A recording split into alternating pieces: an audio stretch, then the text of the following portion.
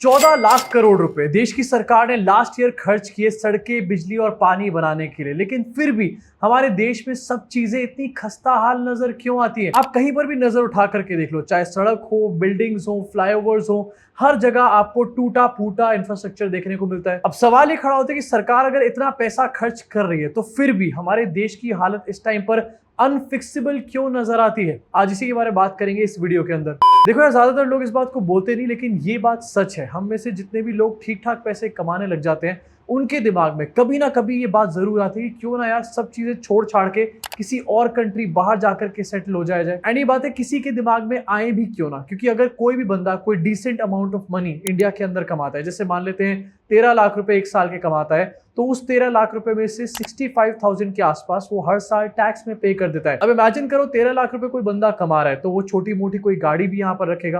Already 13 lakh रुपए पे वो 65,000 टैक्स यहाँ पर दे चुका है। उसके बाद जब वो गाड़ी खरीदता है तो पहले तो गाड़ी के ऊपर टैक्स लगता है, उसके बाद उसी गाड़ी के ऊपर आरटीओ यानी कि रोड टैक्स उसको देना पड़ता है, एंड उसके बाद टोल टैक्सेस भी पे करने पड़ते हैं। लेकिन इन रिटर्न हमारे को क्या मिलता है? सड़क पे भरे हुए गड्ढे। एंड इसमें किसी स्पेसिफिक गवर्नमेंट की यहाँ पर मैं बात नहीं कर रहा हूँ, चाहे किसी की भी सरकार इंडिया के अंदर रही हो, चाहे किसी की भी सरकार किसी भी स्टेट के अंदर रही हो, हमारे देश में जो गड्ढे है ना, वो हर जगह देखने को मिलते हैं। एंड ऐसा लगता है कि शायद कभी खत्म ही नहीं होंगे यहाँ पे। अब इसे देखो अपनी स्क्रीन के ऊपर, 55,000 करोड़ रुपए लगा करके महाराष्ट्र में एक हाईवे बनाया गया, एंड इनॉग्रेशन के 20 दिन बाद उस हाईवे की ये हालत थी। जगह जगह गड्ढे देखने को मिल रहे थे। अब जरा सोचो, पहले मैंने अपने इनकम के ऊपर टैक्स दिया, उसके बाद गाड़ी के ऊपर आरटीओ दिया, उसके बाद रोड का भी टोल टैक्स यहाँ पर पे किया, तो मुझे ये गड्ढे क्यों मिल रहे हैं? क्योंकि इसकी वजह से मेरे साथ दो चीजें हो रही हैं। पहली बात तो मेरी जर्नी जो है वो अनकंफर्टेबल हो रही है, अनप्लेजेंट हो रही है मेरी जर्नी। सेकंड चीज, मेरी गाड़ी का वेयर एंड टियर कॉस्ट यहाँ पर बढ़ रहा है। जब मैं ऑलरेडी अपना कंट्रीब्यूशन यहाँ पर दे रहा हूं, तो आखिरकार मैं सफर क्यों करूं? इसीलिए बंदा सोचता है निकल लो यहाँ से। एंड ये सिर्फ एक एग्जांपल आपको दिखाया है। इसके अलावा इसको देखो, 2178 करोड़ में दिल्ली पानीपत का नेशनल हाईवे बना जुलाई 2023 में, एंड कुछ ही महीनों बाद इसमें बड़े बड़े गड्ढे हो गए। अब चाहे महाराष्ट्र का हाईवे हो या फिर दिल्ली का कोई हाईवे हो, इनकी कॉस्ट तो बहुत बड़ी बड़ी होती है, लेकिन ये सिर्फ प्रोजेक्ट कॉस्ट होती है। इनको बनाने में डेफिनेटली ये पैसे खर्च यहाँ पर नहीं हो रहे। सरकार टेंडर निकालती है, टेंडर किसी ठेकेदार को दिया जाता है, लेकिन ठेकेदार वहां पर कितने पैसे लगाता है किसी को इसके बारे में पता नहीं चलता, क्योंकि कोई भी ट्रांसपेरेंट सिस्टम एग्जिस्ट ही नहीं करता हमारे देश के अंदर। इनफैक्ट इसको देखो, मुंबई की ये जेपी बैक रोड है, पूरी तरीके से हालत खराब हो रखी है इस रोड की। जरा सोचो, हजारों करोड़ रुपए रोड बनाने में महाराष्ट्र में खर्च किए जा रहे हैं, एंड मुंबई के अंदर सड़कों की ये हालत है। इनफैक्ट मुंबई गोवा का ये वाला हाईवे देखो, सड़क पे गड्ढे हैं या फिर गड्ढों में सड़क, समझ ही नहीं आएगा। एंड कितनी सारी गाड़ियां इस हाईवे से रोज निकलती हैं, उनका कितना डैमेज होता होगा, लोगों का टाइम कितना वेस्ट होता है, कई बार इन गड्ढों की वजह से ट्रैफिक जैम भी लगते हैं। इन सब चीजों की बहुत बड़ी कॉस्ट तो होती है, लेकिन कॉस्ट किसको पे करनी पड़ती है? आपके और मेरे जैसे टैक्स पेयर को। इनफैक्ट कुछ महीनों पहले आपको याद होगा, युवराज मेहता नाम का 27 साल का लड़का नोएडा में अपने घर वापस जा रहा था रात को, एंड क्योंकि सड़क बंद नहीं हो रखी थी और आगे एक बहुत बड़ा गड्ढा था, उसकी गाड़ी गड्ढे में जाके गिर गई, एंड कुछ ही घंटों के अंदर डूब के युवराज मेहता की मौत हो गई। युवराज मेहता एक आईटी प्रोफेशनल था, अपनी सैलरी कमाता था, उसके ऊपर टैक्स देता होगा। उसके बाद वो गाड़ी चला रहा था, उस गाड़ी के ऊपर भी टैक्स देता होगा, आरटीओ दिया होगा, टोल टैक्स देता होगा, पेट्रोल जो डलवाता है उसके ऊपर भी टैक्स दे रहा होगा। लेकिन इन रिटर्न यहाँ पर उसको क्या मिला? सामने बैरिकेटिंग तक नहीं लगा रखी थी, जिसकी वजह से उसकी जान चली गई गड्ढे में जाके। और ये तो सिर्फ सड़कों की यहाँ पर मैं बात कर रहा हूँ, इससे भी बड़ा मौत का कुआं हमारे देश के फ्लाईओवर्स और ब्रिजेस यहाँ पर बने हुए हैं। पिछले कुछ महीनों में हर जगह ब्रिजेस गिरने की न्यूज आपको नजर आ जाएगी। चाहे वडोदरा का ब्रिज हो, जिसमें 22 लोगों की जान चली गई क्योंकि ब्रिज कोलैप्स हो गया, क्योंकि कुछ बाबुओं को पैसा खाना था इसके अंदर, या फिर ये बिहार का पुल हो जो कि गंगा नदी के ऊपर बना हुआ था 838 करोड़ रुपए की लागत के साथ। इसका बीच का पोर्शन जो है एकदम से नीचे गिर गया। 2001 में ब्रिज इनॉग्रेट हुआ, एंड उस टाइम पर 850 करोड़ रुपए इसकी लागत थी, एंड ये ब्रिज एकदम से यहाँ पर ढह जाता है। हमारे देश की सरकार एक साल में 3,10,000 करोड़ रुपए खर्च करती है रोड्स, हाईवेज और ये ब्रिजेस बनाने के अंदर। 3,10,000 करोड़ रुपए। अब ये पैसा कोई छोटी मोटी रकम नहीं है, इससे डेफिनेटली बहुत बड़ी बड़ी चीजें करी जा सकती हैं। तो फिर भी हमारे देश के पुल, हमारे देश की सड़कें इस तरीके से क्यों टूट रही है, अनफिक्सिबल क्यों बनी पड़ी है? इसका सवाल कोई गलती से अगर पूछ भी लेना, तो जवाब में एक ही चीज सुनने को मिलती है, चुप हो जा एंटी नेशनल। जहां पर ये प्रॉब्लम देखकर तो लोग यहां से मूव आउट होना चाहते हैं, दूसरी तरफ एक और प्रॉब्लम है हमारे देश के अंदर, गार्बेज की प्रॉब्लम।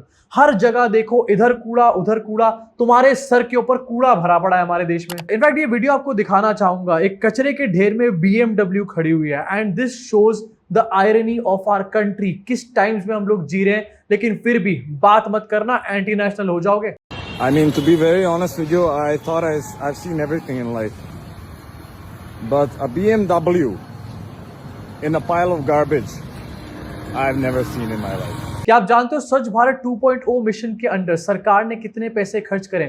1,41,000 करोड़ रुपए खर्च किए गए हैं। उसके बावजूद भी BMW कचरे के ढेर में खड़ी है। एंड ये सिर्फ इस BMW की कहानी नहीं है या फिर किसी सिलेक्टिव जगह की कहानी नहीं है। आप अपने घर के बाहर बस निकल जाओ, सही किसी भी डायरेक्शन में आप निकल जाओ, ऐसा हो ही नहीं सकता कि आपको अपने घर के बाहर कचरा ना दिखे। इनफैक्ट आप में से कई सारे लोगों ने ये जरूर देखा होगा अपनी गाड़ी के आगे चलता हुआ ये कचरे का ट्रक। इस कचरे के ट्रक में कचरा लाद रखा होता है, लेकिन ऊपर किसी भी तरीके से कचरे के ट्रक को कवर नहीं किया जाता। इसके पीछे चलने में स्मेल भी आती है और डर भी साथ में लगता है कि कहीं ये कचरा हमारी गाड़ी के शीशे पर ना गिर जाए। 1,41,000 करोड़ खर्च करने के बाद ये है हमारे देश की कचरे की सिचुएशन।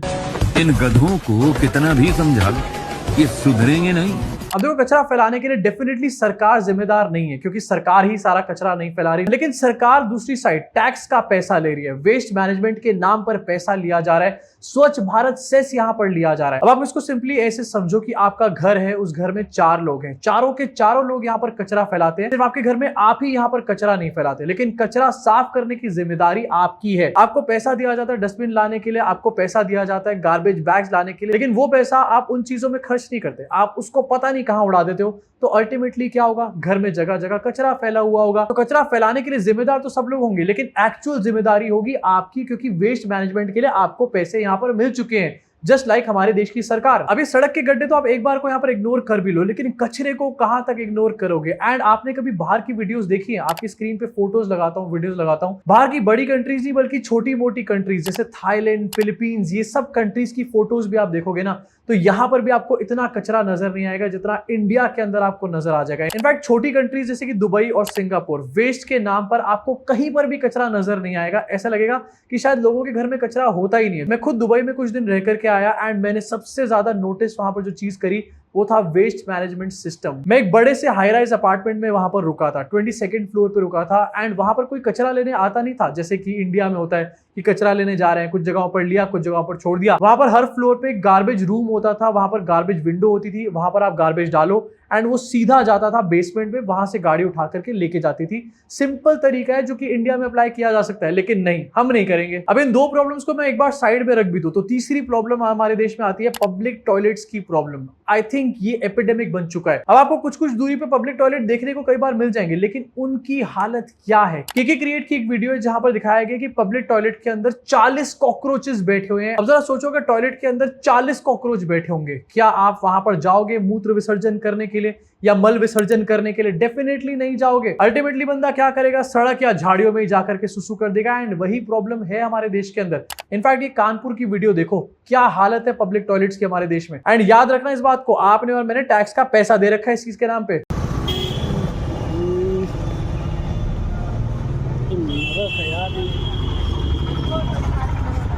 ट्रस्ट मी, मैं और आप इस जगह पे नहीं है, लेकिन इस पब्लिक टॉयलेट में से जो बदबू आ रही होगी ना, वो हम यहां तक भी फील कर सकते हैं। इनफैक्ट इस पब्लिक टॉयलेट के अंदर तो बदबू आ ही रही होगी, बाहर अलग कचरा भरा हुआ है। अबे कचरा कहीं तो छोड़ दो। अब इसके बारे में भी जब भी बात करी जाती है तो एकदम से एक तर्क निकल के सामने आता है कि देखो सरकार पेंट करती है या फिर सरकार साफ करती है, लोग उसको गंदा कर देते हैं। लेकिन भाई वही लोग टैक्स का पैसा भी देते हैं ना सरकार को साफ करने के लिए। हाँ, डेफिनेटली लोगों के अंदर सिविक सेंस होनी जरूरी है। अगर फुटपाथ पे पेंट होता है, अगर किसी दीवार पे पेंट होता है, तो उस पे अपनी पान की थूक डाल के चित्रकारी करने की जरूरत नहीं होती है, लेकिन फिर भी सरकार इसके लिए भी तो अवेयरनेस प्रोग्राम कर सकती है ना। जरा खुद सोचो, अगर सरकार आपके और मेरे घर में पड़े पैसों को डीमोनेटाइज करके हम सबको लाइन में खड़ा कर सकती है, सरकार अगर पूरे देश के अंदर लॉकडाउन लगा सकती है, सबको घर के अंदर बंद कर सकती है, तो क्या सरकार लोगों से ये सब चीजें फॉलो नहीं करवा सकती? अब एक्चुअल प्रॉब्लम लोगों की सिविक सेंस भी है यहाँ पर, लेकिन सरकार इसकी इन्फोर्समेंट के लिए कर क्या रही है, इसके बारे में कोई बात नहीं करता। इनफैक्ट इन सब चीजों के बारे में सरकार खुद ही बात नहीं यहाँ पर करना चाहती, क्योंकि पॉलिटिकल पार्टीज के नैरेटिव में ये सेट नहीं बैठता। इन लोगों को करना है हिंदू, मुस्लिम और जाति के नाम पर वोट, और इसीलिए इन सब चीजों के बारे में कोई डिस्कशन भी यहाँ पर नहीं होता। अब इन सब प्रॉब्लम्स को तो आप एक बार को सर्वाइव यहाँ पर कर भी जाओगे एंड सोचोगे चलो यार मैं मूव आउट नहीं होता हमारे देश से, या फिर चलो ये तो फिक्सेबल है, कभी ना कभी शायद ठीक हो जाए। तो एक चीज ऐसी है जो एक्चुअली में अनफिक्सेबल है, और वो है हमारे देश की हल्ला गुल्ला चे चे चुकुर चुकुर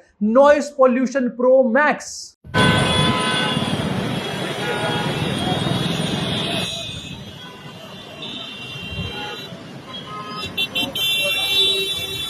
आप किसी भी शहर में, किसी भी गली में, किसी भी कूचे में निकल जाओ, आपको हॉर्न बजते हुए ट्रिंग ट्रिंग ट्रिंग, खट खट खट, पट पट पट हर जगह होती हुई सुनाई दे जाएगी। फिर से मैं आपको यहाँ पर दुबई का एग्जांपल देना चाहता हूँ। मैं दुबई के डाउनटाउन में 5 दिन के लिए रुका एंड जिस बिल्डिंग में मैं था, जिसके कचरे की कहानी मैंने आपको सुनाई, उसके जस्ट सामने एक बहुत बड़ा मॉल बन रहा था या फिर एक बहुत बड़ा शॉपिंग कॉम्प्लेक्स जो भी बन रहा था, बट जो भी था काफी ह्यूज कंस्ट्रक्शन वहां पर हो रही थी। लेकिन फिर भी सुबह से लेकर शाम तक जब वो कंस्ट्रक्शन हो रही होती थी, रात को तो वो बंद कर देते थे, उस टाइम पर एक भी खटखट पटपट की आवाज मेरे को वहां पर नहीं आती थी। इनफैक्ट जिस स्ट्रीट पे मेरा अपार्टमेंट था वो मेन रोड थी पूरी की पूरी एंड एक बार भी हॉर्न बजाने की आवाज नहीं आती थी। हम सड़क पे निकलते थे, सड़क क्रॉस करते थे या फिर फुटपाथ पे चल रहे होते थे, उस टाइम पर भी हार्डली हमारे को कोई हॉर्न सुनाई देते थे। एक चीज ऐसी थी जो वहां पर सुनाई देती थी और वो थी सुपर कार्स की आवाज, लेकिन वो लोग भी हॉर्न नहीं बजाते फिरते थे। But on the other hand आप इंडिया में किसी भी पॉश एरिया में निकल जाओ, दिल्ली की लटियंस दिल्ली में आप निकल जाओ, हर जगह पर आपको नॉइस पोल्यूशन कॉन्स्टेंटली सुनने को मिल जाएगा। आप कहीं पर भी जाओगे आपके कान फटने बंद नहीं होंगे। इनफैक्ट जैसे मैंने बताया, अप मार्केट जगहें